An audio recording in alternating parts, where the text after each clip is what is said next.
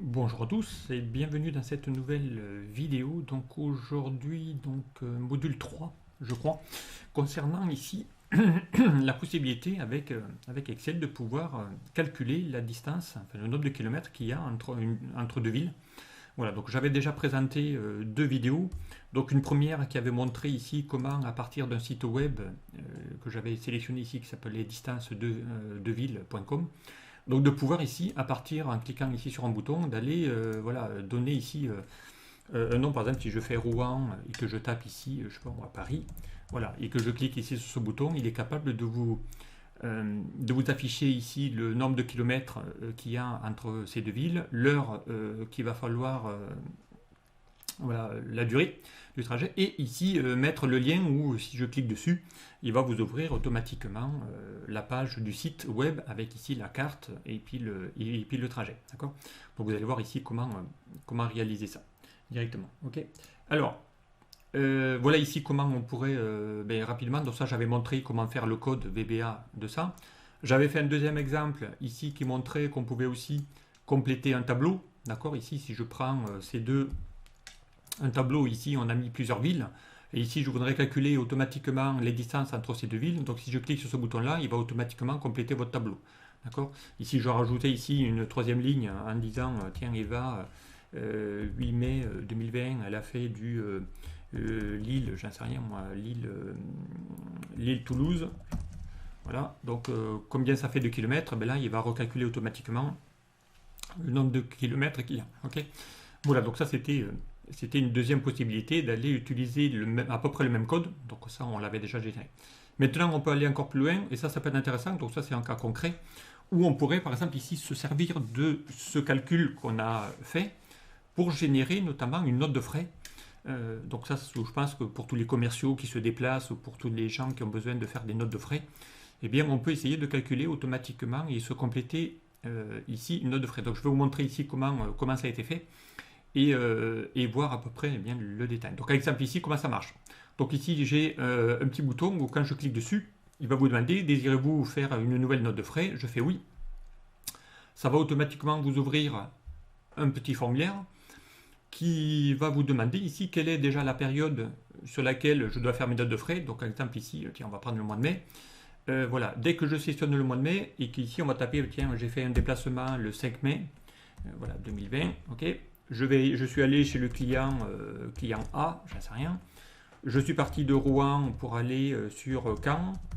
Voilà. Je vais valider. Donc ici, mon contact, automatiquement, il va compléter votre note de frais. D'accord. Je peux avoir fait un autre déplacement je sais pas moi, le 14 mai. D'accord.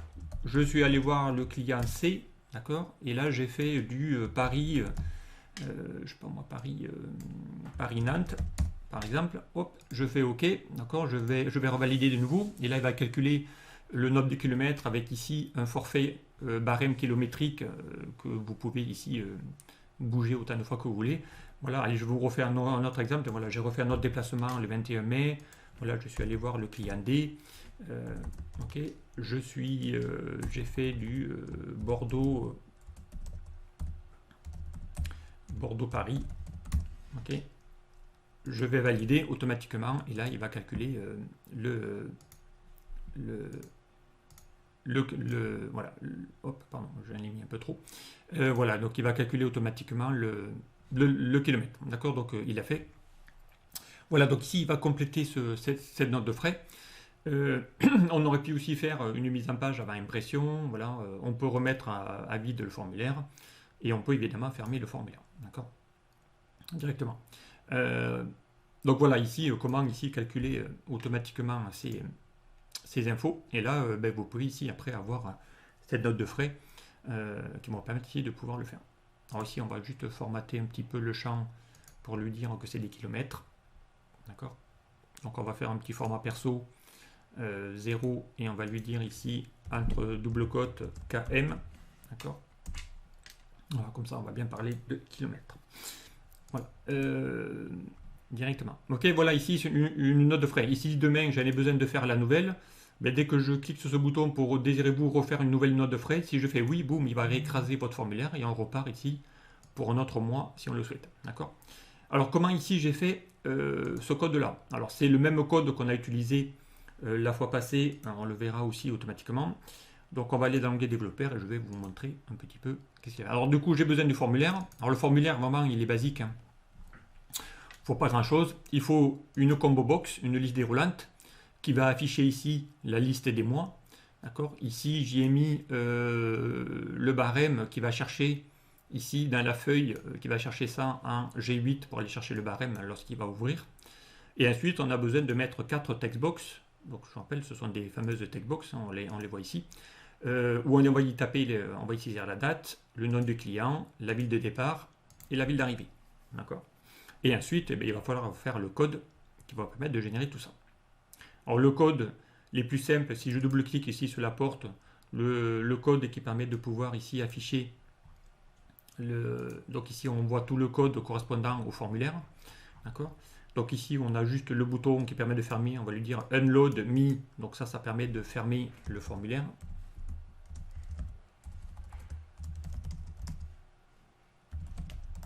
Voilà, on lui dit de se déloguer. Okay.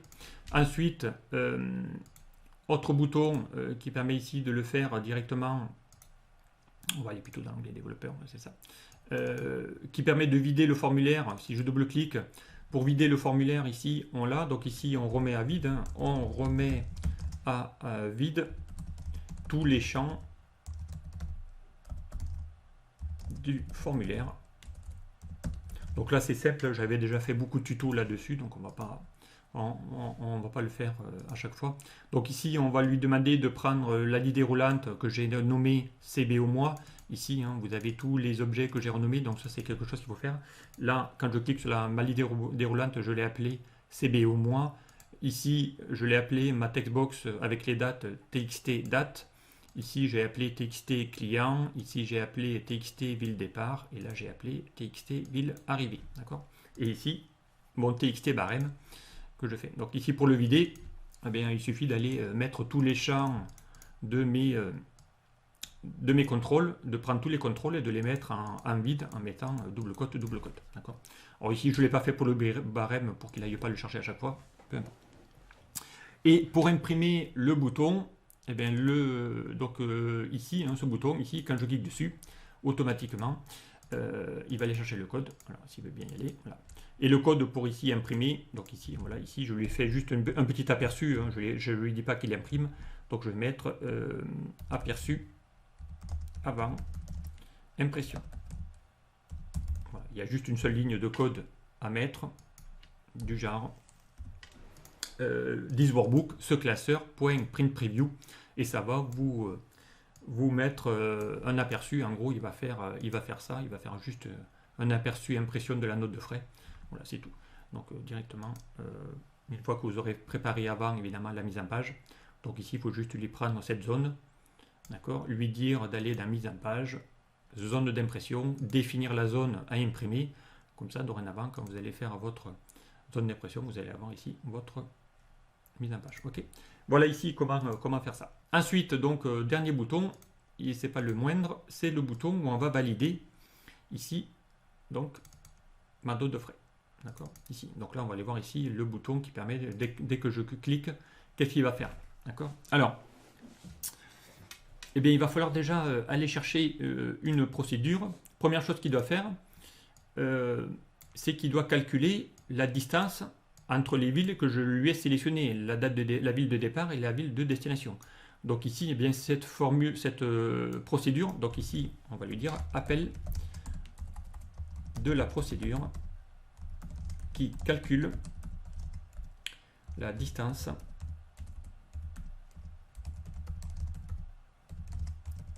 entre deux villes. Okay. Et ça, eh bien, ce module, donc ici, hein, on va le faire. C'est la procédure qui est là, voilà, calcul distance. Voilà, donc c'est la même que j'ai déjà abordée sur les deux précédents tutos. Donc je vous laisserai y revenir.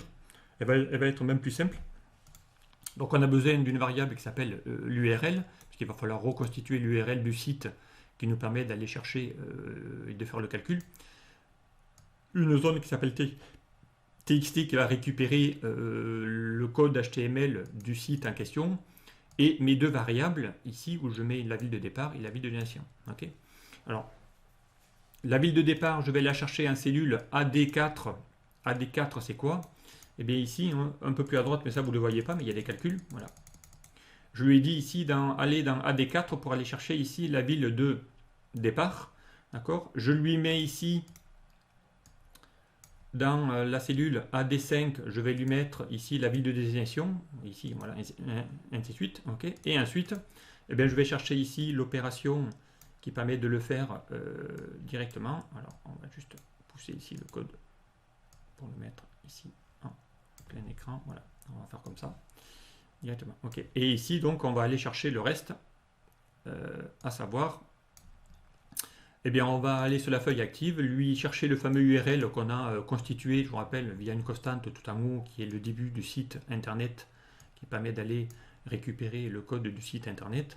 Et à partir de là, on reconstitue l'URL ici. Voilà. On reconstitue l'URL en lui disant, eh bien, va me chercher la ville de départ qui va se trouver en AD4. D'accord. Va me chercher la ville de destination qui va se trouver en AD5. On va chercher l'objet. On a utilisé, je vous rappelle, le protocole Win HTTP de Microsoft. C'est la DLL qui permet d'aller lire une page web. D'accord. Avec ici ses propriétés et ses méthodes.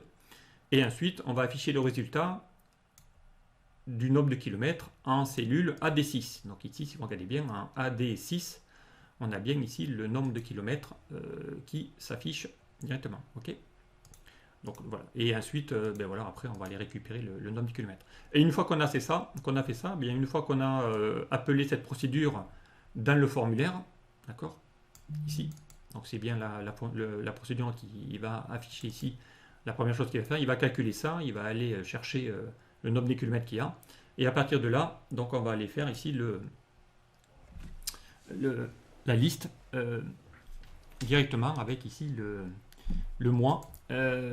Alors après, eh bien, on va récupérer le mois dans le formulaire. Il va falloir qu'on aille récupérer la sélection du mois pour le mettre ce coup-ci. Et là, on va le faire directement en cellule. Ici, on va le mettre, on va revenir à côté. Ce coup-ci, voilà. Donc, on va lui dire de prendre le contenu de la liste déroulante, qui est les mois, et on va le mettre en C10. C10, c'est bien ici la cellule où on va y mettre la période. D'accord. Ensuite, on va aller chercher la dernière ligne vide qu'il y a dans ce... parce que d'ailleurs, ici, il va compléter une première ligne. Après, je vais en compléter une deuxième, une troisième. Donc, il va falloir qu'il aille chercher la dernière ligne vide de ma dot de frais pour aller se mettre en dessous et ainsi de suite. Donc je pars de la cellule B31 ici, d'accord, ok, et je lui ai dit d'aller monter tout en haut sur cette colonne, d'accord, en lui faisant un petit contrôle flèche haut, voilà, ni plus ni moins, et après il va aller chercher la dernière ligne vide. Okay. Donc c'est ce que je lui ai dit en faisant le end XL up, c'est contrôle flèche haut, et ensuite je lui demande de se décaler d'une ligne et de 0 colonne pour aller chercher la dernière ligne vide, d'accord, ainsi de suite. Et ensuite, ben, je commence à lui mettre, donc ici je vérifie quand même, je fais un test. Ici on vérifie que la date, donc ici on va mettre, on teste que la date a été saisie. Voilà, comme ça va empêcher l'enregistrement tant qu'il n'a pas mis la date du déplacement, du trajet. On lui dit, si mi.txt-date est différent de champ vide, dans ce cas-là, c'est qu'il a mis une date, on va lui dire de prendre le champ txt-date qu'on va formater au format date. Donc ça, c'est le format date, okay, pour le mettre au bon format, hein, une vraie date, d'accord. Et on va le mettre dans la cellule active, puisque c'est la cellule où se trouve le curseur par défaut, d'accord. Et à partir de là, sinon, donc avec un if, then, else, if, on lui met un message dans un petit label qui vous dit que la date n'a pas été saisie. Et ainsi de suite, et ainsi de suite. Okay. Et ensuite, eh bien, on va lui dire de se décaler d'une colonne vers la droite, donc de 0 ligne, mais d'une colonne vers la droite, on va lui mettre la date de départ. On se décale encore d'une autre colonne à côté, donc colonne 2, on va y mettre la ville d'arrivée. On se décale d'une troisième colonne pour y mettre le nom du client. Et ensuite, en F13, donc sur la quatrième colonne, on va chercher le contenu de la cellule AD7. Je vous rappelle, la cellule AD7, c'est elle que vous avez juste là, c'est-à-dire ici. Donc attention ici, hein, ça c'est du texte.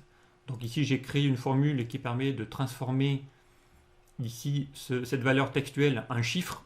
D'accord? Je lui ai extrait à partir de la gauche le nombre de caractères qu'il y a dans cette chaîne moins les 2 caractères, les km, pour avoir, et ensuite je transforme ça en chiffre pour avoir le nombre de kilomètres réel. Sinon, si j'avais pas un vrai chiffre, je ne pourrais pas ici lui dire de multiplier le 484 par 0,5 km, puisqu'ici il y a une formule qui permet de calculer la valeur correspondante. Okay.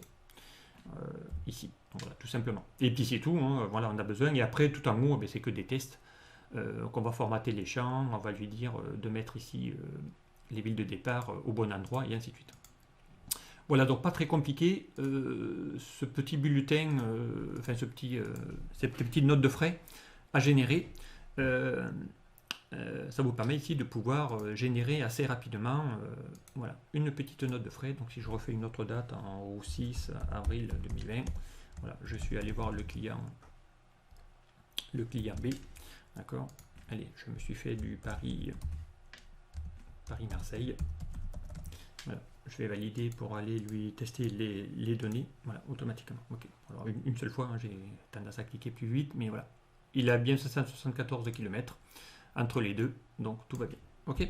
Voilà ici comment on peut créer cette petite note de frais qui peut être intéressant à gérer directement. Allez, voilà, donc je m'en arrête là pour l'instant. Donc ce fichier, vous l'aurez en lien dans la description de la vidéo. Donc vous pourrez le récupérer avec tout le code. Ça vous permettra de pouvoir créer vos propres notes de frais automatisées avec ici un calcul de distance entre kilomètres. D'accord. Avec ici des exemples 1 et 2 que vous aurez également, avec ici tout le code de VBA qu'on a généré. Allez, voilà, je m'en arrête là. Donc je vous dis à très vite sur un prochain tuto. Au revoir.